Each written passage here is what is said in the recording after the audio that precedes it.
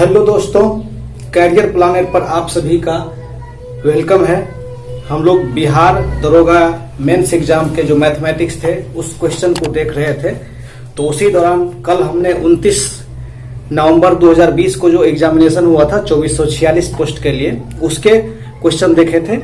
आज हम जो है 2018 में जो हुआ था 1717 पोस्ट के लिए, उसका मुख्य परीक्षा का जो क्वेश्चन पेपर है मैथ और रीजनिंग यहाँ पर टोटल करने वाले हैं।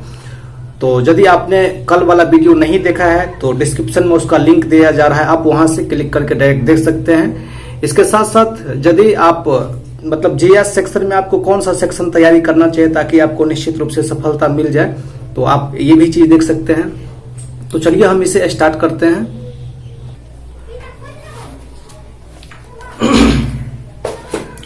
तो यहाँ पर कुछ मेरे सामने यहाँ पर कुछ सवाल है जिसको आप देख सकते हैं। पहला क्वेश्चन यहाँ पर है, ठीक है। ये पहला क्वेश्चन है कि दिए गए आकृति में आपको त्रिभुजों की कुल संख्या कितनी है, ये आपको ज्ञात करना था, ठीक है। तो आपको पता ही होगा कि त्रिभुजों की संख्या कैसे हम लोग ज्ञात करते हैं, कैसे फाइंड आउट करते हैं। तो ये जो क्लोज आकृति है, सबसे पहले हम यहाँ लिखते हैं 1, 2, 3 और 4। जैसे 4 हो गया तो इसको कर देते हैं मल्टीप्लाई 8, तो 4 हो गया, 4 को इसको दूने करते हैं 8, अर्थात यहाँ से यहाँ जो क्लोज आकृति है इसमें आपको 8 है। ये सेम दोनों इसी प्रकार का है, तो 8 यहाँ से होगा और 8 यहाँ से होगा। 8 प्लस 8 प्लस 8 कितना हो जाएगा, 24 तो यहाँ से बन जाएंगे, ठीक है। 24 तो यहाँ से बन जाएगा। और ध्यान दीजिएगा एक ये वाला है, ठीक है, 24 और 1 25, ठीक उसी प्रकार 25 और 1 26, देख रहे हैं कि नहीं। 26 और 1 27, 26 1 27, 27 और 1 28, टोटल इसमें कितना था, इसमें 4 और टोटल कितना था 28। तो इसमें ट्रायंगलों की कुल संख्या कितना है 28। तो क्वेश्चन उम्मीद करते हैं कि ये चीज आप समझ गए होंगे। इसी टाइप के आपके क्वेश्चन पूछे जाते हैं, तो आप ऐसे आप प्रैक्टिस कर सकते हैं। ये आपको हम टाइप के रूप में बता रहे हैं। यहाँ पर देखिए नेक्स्ट जो क्वेश्चन था कि 13 प्लस 8 माइनस 6 और भागा डिवाइड में 2, इसका आपको मान पूछ रहा था। तो यहाँ से सबसे कितना हो जाएगा, यहाँ से 6 हो जाता, ठीक है। 13 7 20 1 21, 21 में से 3 चल जाता, तो यहाँ पर कितना हो जाता 18। तो इसका सही जवाब क्या हो रहा था 18। एक नेक्स्ट सवाल यहाँ पर देख सकते हैं, ये भी रीजनिंग का ही एक सवाल है, ठीक है। यहाँ पे दो ट्रायंगल भी इस रूप से, यहाँ 51 है, सॉरी यहाँ 51 है, 66 है। यहाँ पर पूछ रहे हैं आपसे यहाँ पर क्या होगा, और यहाँ पर क्या है 102, और यहाँ पर क्या है 123, यहाँ क्या है 146। तो जैसे आप इसको यहाँ से यहाँ देखेंगे, ठीक है, तो यहाँ से कितना मतलब बढ़ रहा था, ये यहाँ से बढ़ रहा था 15, ठीक है। और यहाँ तो आपको फाइंड आउट करना था, तो आप यहाँ से नहीं कर सकते। यहाँ पर कितना बढ़ रहा था 23 में बढ़ रहा था, तो ये कितना था, तो ये बढ़ रहा था आपको 21। और फिर ये फाइनली ये कितना बढ़ रहा था, तो ये बढ़ रहा था 23, अर्थात यहाँ से 2 का गैपिंग हो रहा, 2 का बढ़ रहा था 15 था, तो यहाँ से 17 बढ़ना चाहिए। तो जब आप 66 में को 17 को जोड़ देते हैं तो यहाँ पर क्या आ जाता है 7 6 13, 6 1 7 और 1 8। तो फाइनली यहाँ पर क्या होना चाहिए 81, ठीक है। तो यहाँ पर जो फाइंड आउट वाले स्थान पर यहाँ पे क्या हो जाता है 81। देखिए क्वेश्चन तो आसान ही रहते हैं, लेकिन हम लोग क्या करते हैं क्वेश्चन को देख के पहले ही डर जाते हैं, जिसका परिणाम ये होता है कि हम क्वेश्चन को गलत करके आ जाते हैं, ठीक है। तो आप समझ सकते हैं। इसके साथ साथ यदि आप चैनल पर नए हैं तो निश्चित रूप से चैनल को सब्सक्राइब कर लीजिए, क्योंकि बहुत ही हेल्पफुल साबित होगा। अगर आप आरआरबी एनटीपीसी सीबीटी 2 की तैयारी कर रहे हैं तो बहुत ही जल्द हम लोग सीबीटी 2 के लिए भी कुछ न कुछ कर रहे हैं, उसके लिए भी आप निश्चित रूप से ध्यान रखिए। देखिए यहाँ पर देखिए आपसे यहाँ पर पूछ रहा है कि कौन सा यहाँ पर गलत है। यहाँ पर 7 दिया हुआ है, 15 है, 32 है, 65 और 138 है। यहाँ पर देखिए गौर से देखिएगा तो क्या है 7 गुनी 2 14 प्लस 1, ठीक है, 2 गुना करके 1 जोड़ रहा है। फिर यहाँ से 2 गुना करके यहाँ से क्या 15 दूना 30 प्लस 2 2 गुना करके 32 दूना 64 और प्लस में यहाँ पर 65 कर रहा है। तो ये यहाँ पर क्या हो जाएगा 65 यहाँ पर गलत है। जैसे यहाँ पर 1 जुटा 2 जुटा तो यहाँ पर 3 जुटना चाहिए, यहाँ पर कितना होना चाहिए 68 होना चाहिए था। तो इसका सही जवाब ये है। ठीक से उसी प्रकार सीरीज का एक क्वेश्चन है कि A9D G25 7, ठीक है। उसके बाद यहाँ पर क्या है T36 2। अब यहाँ पर देखिए यहाँ पर क्या है कि 4 में से जो है इसका मान 1 होता है, इसका मान 4 होता है। 4 में से 1 चल गया तो 3 का स्क्वायर लिख दिया है, ठीक। यहाँ पर जो है यहाँ पर G का मान 7 होता है, उसका मान कितना होता है 12 होता है, ठीक है। J का मान JKL का मान होता है 12, 12 में से 7 चल गया तो यहाँ पर 5, 5 का स्क्वायर 5 हो रहा था, ठीक है। तो यहाँ पर T का मान कितना था 20 था और Z का मान 26 था, तो यहाँ पर 6 हो रहा था। तो फाइनली जो यहाँ पर ऑप्शन में होगा, फाइनली ऑप्शन में यहाँ पर क्या था तो यहाँ पर फाइनली ऑप्शन में जो भी होगा दोनों का मान घटा कर यहाँ पे क्या होगा ऑप्शन, यहाँ ऑप्शन हम नहीं लेना भूल गए हैं, तो यहाँ पर कुछ भी हो सकता है, जो भी ऑप्शन में था उस मुताबिक कर लेंगे स्क्वायर में, ठीक है। तो शुरू वाला को लास्ट वाला को घटा के जो बच रहा था उसका हम स्क्वायर करके यहाँ पर लिख देते थे, वही इसका सही जवाब हो जाएगा। नेक्स्ट है यहाँ पर क्या है कि एक आपको घड़ी दे दिया है, घड़ी में दे दिया है कि इस घड़ी में 11:40 जो है दर्पण में हो रहा है, ठीक है।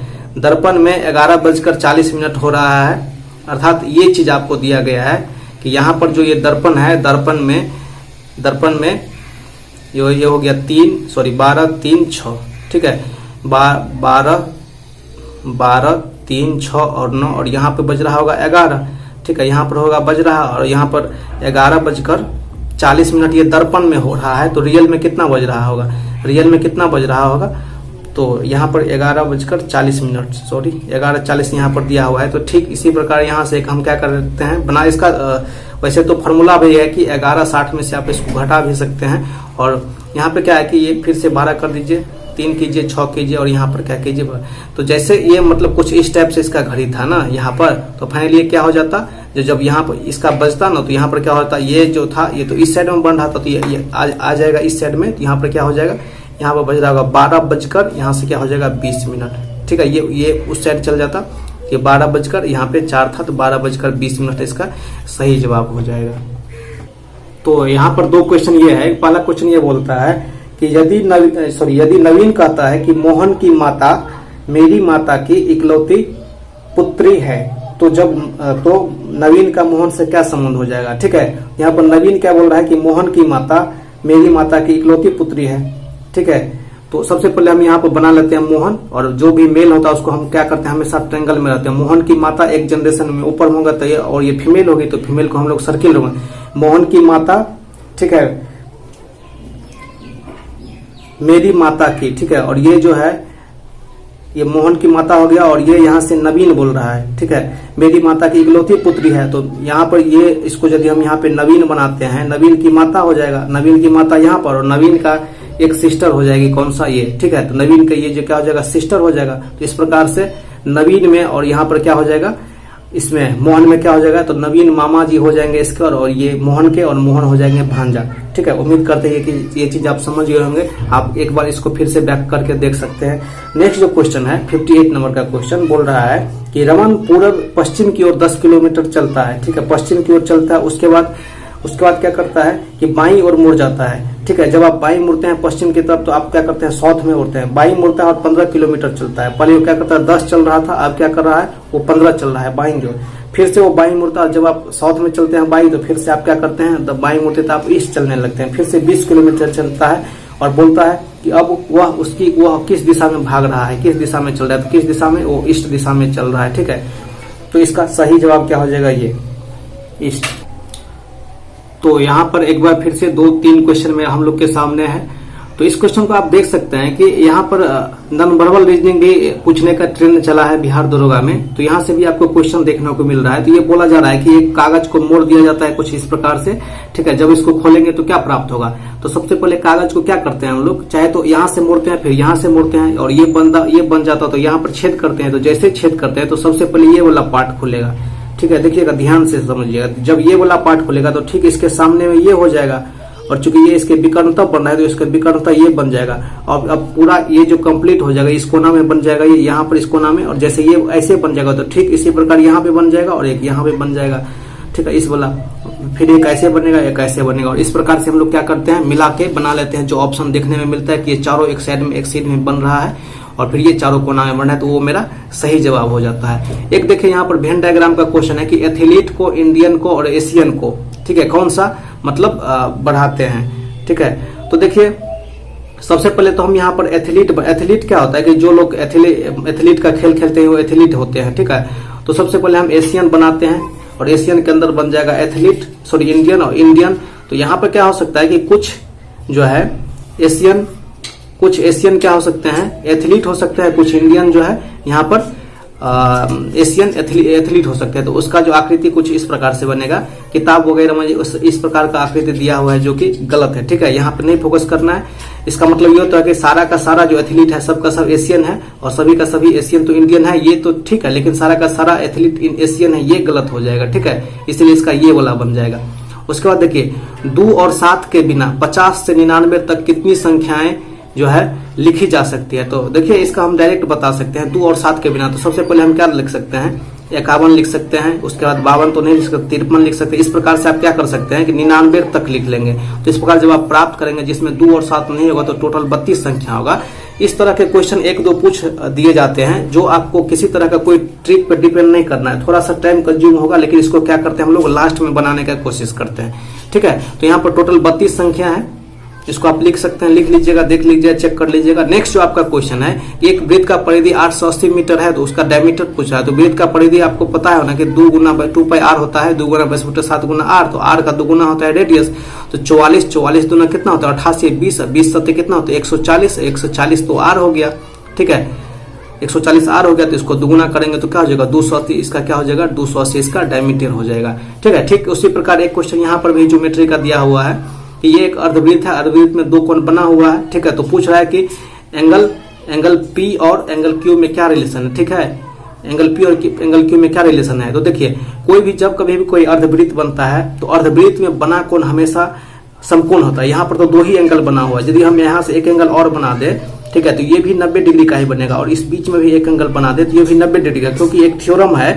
थ्योरम ये है कि अर्धवृत्त में जब आप कोई अर्धवृत्त में क्या करते हैं, सॉरी, आप जब यहाँ पर दिखाई नहीं पड़ता है, बोर्ड छोटा है और बड़ा बोर्ड लेने की कोशिश करेंगे यदि आप लोग का दुआ कृपा रहा तो यहाँ पर यदि कोई कहीं भी हम यहाँ पर एंगल बनाते हैं पूरे अर्धवृत्त में तो क्या होता है 90 डिग्री का ही एंगल बनता है। ठीक है, तो वही बात यहाँ पर है। यहाँ पर जब चूंकि एक ही अर्धवृत्त में बन रहा है तो एंगल P और एंगल Q क्या हो जाएगा आपस में हो जाएगा बराबर। यही आपके ऑप्शन में भी था, तो ऑप्शन में ये इसका सही जवाब हो जाएगा। तो दोस्तों यहाँ से 2-3 क्वेश्चन यहाँ पर और है। पहला क्वेश्चन ये है कि यदि M को हम 13 लिखते हैं, PEN पेन को हम यदि 35 लिखते हैं तो होटल को क्या लिखेंगे। तो आपको हम पहले ही बता चुके थे कि आपको मान याद रखना बहुत ही जरूरी है यदि आप टाइम को बचाना चाहते हैं। ठीक है, तो M का मान 13 होता है, पेन का मान होता है, P का मान होता है 16, E का मान होता है 5 और N का मान होता है 14। ठीक है, जब आप सभी को जोड़ेंगे तो यहाँ से 35 देगा, तो ठीक उसी प्रकार इसका सबको मान जोड़कर हम आपको लिख लेंगे। H का मान होता है 8, O का मान होता है 15, T का मान होता है 20, E का मान होता है 5 और L का मान होता है 12।